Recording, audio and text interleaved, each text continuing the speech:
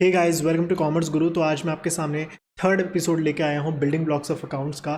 Basically अब तक जो हमने सीखा कि अकाउंट्स की कुछ बेसिक टर्मिनोलॉजीज और बेसिकली अकाउंट्स क्या होती है। मेन अकाउंट्स में घुसने से पहले, एंटर करने से पहले अकाउंट्स बेसिकली करते कैसे हैं, आपको कुछ एडवांटेजेस और डिसएडवांटेजेस बताना चाहूँगा अकाउंट्स के, जो कि आपको पता होने चाहिए ताकि आपको आगे पता चले कि अकाउंट्स में ये चीज़ें देख के हमें डिसीजन नहीं लेना चाहिए। क्योंकि अल्टीमेटली अकाउंट्स बेसिकली क्या होता है कि हमें इन्फॉर्मेशन पता चलती है एक एंटिटी के बारे में, एक कंपनी के बारे में, और उस कंपनी के बारे में जो इन्फॉर्मेशन है, हो सकता है वो सही हो सकता है वो गलत हो। तो अकाउंट्स बनाते हुए कुछ कमियां आ जाती हैं, उन कमियों को देखते हुए हमें कंपनी को असेस करना चाहिए कंपनी कैसी है।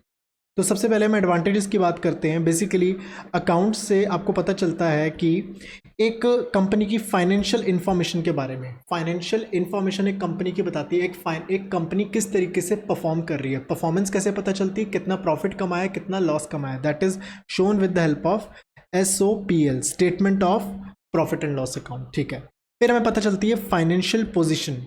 फाइनेंशियल पोजीशन एक कंपनी की कैसे पता चलती है, with the help of balance sheet. Balance sheet में लिखा होता है एक कंपनी क्या ओन करती है और एक कंपनी क्या ओ करती है। ओन का मतलब कितनी लैंड है, कितना बिल्डिंग है, कितना बैंक है, कितना कैश है, और कितना ओ करती है मतलब कितना देना है, इतने का बैंक लोन है, इतने के क्रेडिटर्स हैं, इतने के ये लोग हैं। अगर आपको ये टर्म्स नए लग रहे हैं then you can check the i button. I button में मैंने पूरी सीरीज दी हुई है, ये उस सीरीज का थर्ड एपिसोड है। ठीक है, let's move to second advantage, that is assistance to management. मैं एक कंपनी रन करता हूँ, मुझे देखना है कि ये जो मैनेजमेंट है, जो मैं हूँ, मैं सही से परफॉर्म कर रहा हूँ या नहीं कर रहा।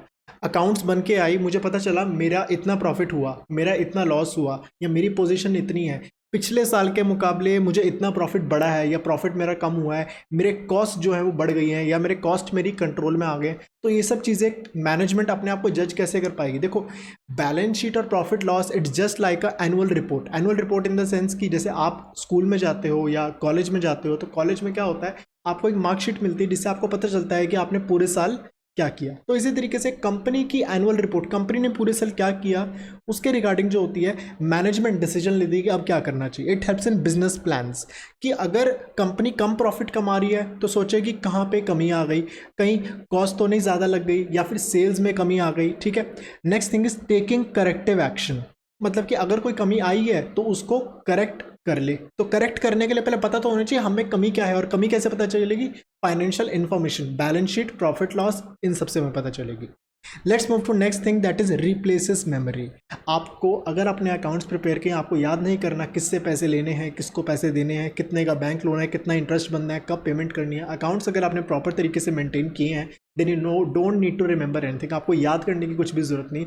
हमारा ह्यूमन माइंड बहुत लिमिटेड चीज़ें जो याद रख सकता है, लेकिन अगर आपने अकाउंट्स अच्छे से प्रिपेयर किए हैं तो कभी भी आप एक्सेस कर सकते हो कब किसको क्या देना है, कब किससे क्या लेना है। ठीक है, next thing is comparative study.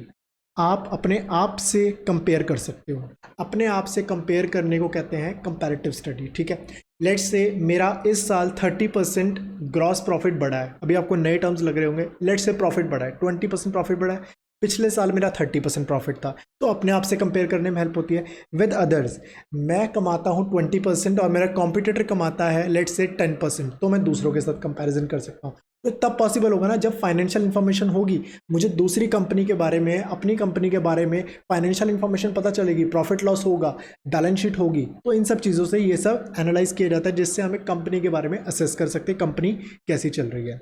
Facilitates loan. अगर आप लोन लेने जाओगे तो बैंक वाले आपसे आपकी फाइनेंशियल स्टेटमेंट मांगते हैं। हो सकता है आपका इंडिविजुअल हो, आपकी सैलरी के बेस पे, लेकिन अगर आपका बिजनेस हो तो आपके बिजनेस में क्या मांगते हैं कि आप बताओ आपके बिजनेस में कितने एसेट्स हैं, आपके पास कितनी लैंड बिल्डिंग मशीन है, आपको किस किस को पैसे देने हैं। अगर आपके पास बहुत सारा लोन होगा तो बैंक आपको और लोन देने के लिए मना कर सकता है। आपके पास लोन कम है लेकिन आपके पास बहुत सारे एसेट्स हैं, आप प्रॉफिट भी अच्छा कमाते हो, तो बैंक्स आपको क्या करेगा, बैंक्स आपको इजीली लोन प्रोवाइड कर देंगे। लेकिन लोन प्रोवाइड करने के लिए बैंक्स को ये सारी इंफॉर्मेशन तो चाहिए। ये सारी इंफॉर्मेशन कैसे आएगी, जब आप अकाउंट्स प्रिपेयर करोगे। इससे आपकी क्रेडिट वर्दीनेस पता चलेगी। अगर आप किसी से उधार पे सामान खरीदोगे कि मुझे अभी सामान दे दो, मैं आपको 2 महीने में पेमेंट कर दूंगा, आप कोई आपको पैसे देगा नहीं देगा, वो आपका ट्रैक रिकॉर्ड चेक करके देगा कि आप पहले पेमेंट करते थे या नहीं करते थे, आप इतना प्रॉफिट कमाते हो कि मेरी पेमेंट कर दोगे, आप जनरली कितने टाइम में पेमेंट करते हो। तो ये सब चीज़ें फाइनेंशियल इंफॉर्मेशन के थ्रू ही पता चलेंगी। इससे आपको बैंक से लोन लेने में ईजी रहता है और आसानी से क्रेडिट लेने में, गुड्स को क्रेडिट पे परचेज करने में हेल्प होती है। Next thing is facilitate sale of business. आज मैं अगर अपना बिजनेस सेल करना चाहता हूं तो मेरे बिजनेस की एक्चुअल वैल्यू क्या है वो मेरे एसेट्स और लाइबिलिटीज से पता चलेगा। मैंने पता किया मेरी लैंड बिल्डिंग है 100 करोड़ की, और मेरी जो लाइबिलिटी है मतलब जिसको मुझे पैसे देने हैं वो है 20 करोड़ के, तो मेरी आज वर्थ 80 करोड़ है। अब डिपेंडिंग ऑन मेरी गुडविल भी है तो मैं क्या करूंगा, मैं बोलूंगा देखो 80 करोड़ तो मेरी आज बिजनेस की वर्थ है और 10 करोड़ रुपए मैं अपनी गुडविल के मांग रहा हूं, तो टोटल 90 करोड़ रुपीज़ में अपना बिजनेस सेल कर रहा हूं। अब बिजनेस कितने में बिकना चाहिए, कितने में खरीदना चाहिए, वो ऑटोमेटिकली उसके लिए एसेट लाइबिलिटी चाहिए। एसेट लाइबिलिटी का मतलब financial information, that is accounts. इसको हम फाइनेंशियल रिपोर्टिंग भी कहते हैं अकाउंट्स को, ठीक है। मतलब वही सारी बात आ गई कि अगर आपने अकाउंट्स प्रिपेयर किए तो ये सब चीज़ों में आपकी हेल्प होती है, आपको इजीनेस होती है। Let's move to limitations. Accounts को बनाते टाइम, प्रिपेयर करते टाइम अकाउंट्स के क्या लिमिटेशंस है जो कि ध्यान रखने चाहिए, इन सब चीज़ों से ध्यान रखना चाहिए। पहली चीज़, नॉट फुली एग्जैक्ट। देखो कुछ चीज़ें ऐसी होती है जिसमें एस्टिमेशन चाहिए होता है। लेट्स से मैंने एक मशीन खरीदी जो कि 10 लाख रुपीज़ की थी, एंड मैंने सोचा कि वो मशीन ना 2 साल चलेगी, तो मैं क्या करूँगा, 5 लाख एक साल का डेप्रिसिएशन डालूंगा, 5 लाख दूसरे साल का डेप्रिसिएशन डालूंगा। जैसे डेप्रिसिएशन नया वर्ड लग रहा है, डेप्रिसिएशन मतलब मैंने कितनी मशीन यूज़ की। अगर मुझे लग रहा है कि मेरी मशीन 2 साल चलेगी तो 5 लाख की मशीन इस साल यूज़ करूंगा, 5 लाख की मशीन इस साल यूज़ करूंगा। उस केस में क्या होगा, depreciation is an expense. Depreciation एक तरह से मेरा खर्चा है, तो अगर मैं खर्चा ज़्यादा दिखाऊंगा मैं अपना प्रॉफिट कम दिखा रहा हूँ। देखो खर्चा ज़्यादा होता है तो क्या होता है, प्रॉफिट मेरा कम होता है। और अगर मैं बोलूँ कि ये मशीन ना 10 साल तक चलेगी तो उस केस में क्या होगा, हर साल में 1 लाख 1 लाख 1 लाख 1 लाख, मतलब हर साल में 1 लाख 1 लाख खर्चा डालूंगा। तो कुछ चीज़ें होती है जैसे कि एक बिल्डिंग की या फिर एक मशीन की कितनी लाइफ होगी, तो उसकी लाइफ को एक्सपेक्ट करना कि कितनी एक्सपेक्टेशन है कि आपकी लाइफ कितनी होगी, वो तो मैनेजमेंट डिसाइड करती है कंपनी की। तो उस केस में यहाँ पे एस्टिमेट्स होते हैं, इसलिए अकाउंट से आपको एग्जैक्ट इन्फॉर्मेशन नहीं मिलती। यहाँ पे ऐसे लिखा हुआ है almost all transactions are accurate. Almost देखो सारी चीज़ें एक्यूरेट होती हैं, लेकिन कुछ कुछ जगह एस्टिमेशन की रिक्वायरमेंट होती है। मैंने आपको एक एग्जाम्पल बताया। Next thing is don't indicate realisable value. आपने अगर मशीन 5 लाख की खरीदी तो आज भी वो 5 लाख की दिखेगी, चाहे उसकी मार्केट वैल्यू ज़्यादा हो गई चाहे उसकी मार्केट वैल्यू कम हो गई। लेकिन इसी कमी को पूरा करने के लिए आपको पता है कि इंटरनेशनल अकाउंटिंग स्टैंडर्ड्स बोर्ड है, international accounting standards board IASB, उन्होंने एक रूल बनाया है कि कंपनीज को परमिशन दी है कि आप अपनी जो चीज़ें हैं, अपनी जो एसेट्स हैं, उनको आप रियलाइजेबल वैल्यू पर या फेयर वैल्यू पर आप शो कर सकते हो। अभी मैं रियलाइजेबल वैल्यू, फेयर वैल्यू इन सब के पीछे नहीं जाऊंगा, लेकिन अकाउंट्स की एक कमी है कि जो चीज़ें आप जितने में खरीदी है, हमने कॉस्ट कंसेप्ट पढ़ा है कि कॉस्ट कंसेप्ट कहता है कि हमने जितने की चीज़ जितने में खरीदी उतने का ही हमें उसे दिखाना है, ठीक है। तो as per this principle, as per this limitation, हम क्या करते हैं कि चीज़ को हम कॉस्ट लेस डेप्रिसिएशन पर शो करते हैं, ठीक है। इसलिए because of this assets are not for selling.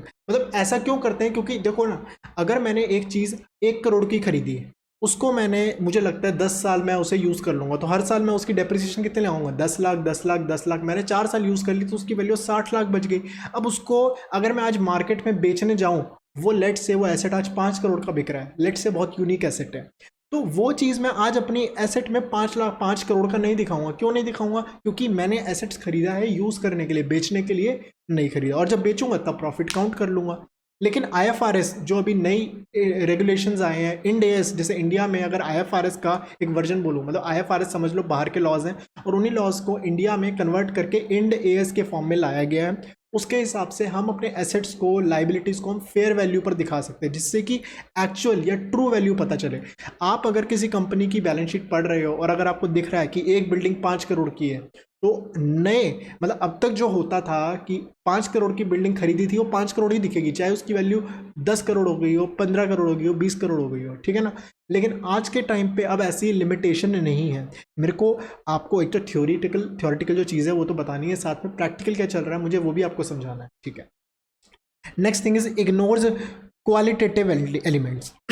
देखो अकाउंट्स का मनी मेजरमेंट प्रिंसिपल जो कि आपने पढ़ा होगा, उसमें बताया गया है कि सिर्फ हम मॉनेटरी मैटर्स को लेते हैं, सिर्फ हम वो चीज़ें रिकॉर्ड करेंगे जो कि पैसों की टर्म्स में मेजर कर सकते हैं। लेकिन मुझे ये बताओ किस तरह का मेरा स्टाफ है, किस तरीके का एक एम्प्लॉयर अपने एम्प्लॉय के साथ ट्रीट करता है, कैसी वर्किंग कंडीशंस है, कैसे मेरे पब्लिक रिलेशंस है, ये सब चीज़ें मैटर करती हैं या नहीं करती। एक कंपनी जो प्रॉफिट तो बहुत कमाती है लेकिन पब्लिक के साथ रिलेशन उतना अच्छा नहीं है, अपने एम्प्लॉयज़ को बहुत ज़्यादा सताती है, सैलरी टाइम पर नहीं देती, तो ये सब चीज़ें जब तक हम मेजर नहीं कर पाएंगे, देख नहीं पाएंगे, तो इन सब इन सब चीज़ों को देख के हम एक कंपनी में इन्वेस्ट करना चाहिए ना, क्योंकि देखो ऐसी कंपनी लॉन्ग टर्म में ज़्यादा अच्छी नहीं चल सकती। तो अगर कोई इन्वेस्टर है, मैं एक इन्वेस्टर हूँ, मैं इन्वेस्ट करना चाहता हूँ किसी कंपनी में, और अगर मैं ये चीज़ों के बारे में मुझे नहीं पता और ये सब चीज़ें कंपनी में बुरी हैं, तो अकाउंट्स को देख के मैं ये चीज़ें नहीं पता लगा सकता। अब कैसे पता लगानी है वो अकाउंट्स में नहीं, उसके लिए एक अलग स्टडी की जाती है, इको स्टडी उसके लिए होती है, ठीक है।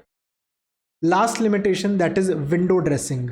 देखो सिंपल सी बात समझो, विंडो ड्रेसिंग को समझने का सिंपल सा टेक्निक है। लेट्स से एक रूम है, एक रेस्टोरेंट है, उसके बाहर विंडो लगी हुई है और विंडो के थ्रू आप देख नहीं सकते कि अंदर क्या हो रहा है। अब अगर आप एक बार एंटर किए, आपने देखा अंदर खाना खा रहे हैं सब लोग और सबको खाना पसंद नहीं आ रहा, लेकिन दूर से देख के आप नहीं पता लगा सकते क्योंकि विंडो लगी हुई है। विंडो ड्रेसिंग भी कुछ इसी तरीके की चीज़ होती है कि हम अकाउंट्स में मैनिपुलेशन करते हैं। मतलब कि मैं अपना प्रॉफिट ज़्यादा दिखाऊंगा। कैसे ज़्यादा दिखाऊंगा? जैसे मैंने आपको बताया, क्योंकि अकाउंट्स में फुली एग्जैक्ट नहीं होता, कभी कभी एस्टिमेशन भी लेनी होती है। अगर मुझे अपना प्रॉफिट ज़्यादा दिखाना है, प्रॉफिट ज़्यादा दिखाना मतलब खर्चे कम दिखाना, तो मैं बोलूँगा अरे ये मशीन ना, ये मशीन तो मेरी 100 साल चलेगी। तो उस केस में हर साल 10,000 10,000 10,000 100 साल तक करते रहूँगा, तब जाके 10 लाख की वैल्यू आएगी। मैं अपने खर्चे कम दिखा रहा हूँ। खर्चे कम दिखाने से क्या होगा? प्रॉफिट ज़्यादा होगा। जब मैं प्रॉफिट ज़्यादा दिखाऊंगा तो बैंक्स क्या करेंगे? बैंक मुझे ज़्यादा ज़्यादा लोन देंगे, बैंक से इजीली लोन मिल जाएगा। और एक बंदा होता है वो चाहता है यार मुझे लोन तो नहीं चाहिए लेकिन मुझे अपना टैक्स बचाना है। टैक्स बचाने के चक्कर में क्या करना पड़ेगा? प्रॉफिट को कम दिखाना है। प्रॉफिट कम दिखाना है इसका मतलब खर्चों को ज़्यादा दिखाना है। तो मैं बोलूँगा अरे ये मशीन 10 लाख की मशीन तो मेरे इसी साल ख़त्म हो जाएगी, ये तो 1 साल चलने वाली मशीन, तो पूरा का पूरा 10 लाख में इस साल खर्चा डाल दूंगा। खर्चे बढ़ा दिए, प्रॉफिट कम हुआ, प्रॉफिट कम हुआ तो क्या हुआ? ऑटोमेटिकली मेरा इनकम टैक्स जो है मैं गवर्नमेंट से अपना टैक्स बचा लूँगा। लेकिन देखो प्रैक्टिकली ऐसा होना और थ्योरेटिकली ऐसा बोलना उतना इजी नहीं है जितना मैंने आपको बताया डेप्रिसिएशन का एग्जांपल लेके। ऐसी चीज़ें होती हैं, लेकिन जिस एक्सटेंट तक होती थी आज तक, ड्यू टू न्यू रूल्स जो कि IFRS और इंड AS आए हैं और FAS भी हो गया, ये अलग अलग बोर्ड्स हैं, इंटरनेशनल बॉडीज़ हैं जिन्होंने ये सब लिमिटेशंस को दूर करने की कोशिश कर रहे हैं। बेसिकली मैंने आपको थ्योरी के साथ एक प्रैक्टिकल टच भी दिया है जिससे आपको पता चले कि रियल वर्ल्ड में क्या हो रहा है, ठीक है। तो होप सो आपको वीडियो पसंद आई होगी। वीडियो पसंद आई तो वीडियो को लाइक करना, चैनल को सब्सक्राइब करना और बेल आइकन को दबाना ताकि ऐसी वीडियोस आप मिस नहीं कर पाओ। Thank you, bye bye.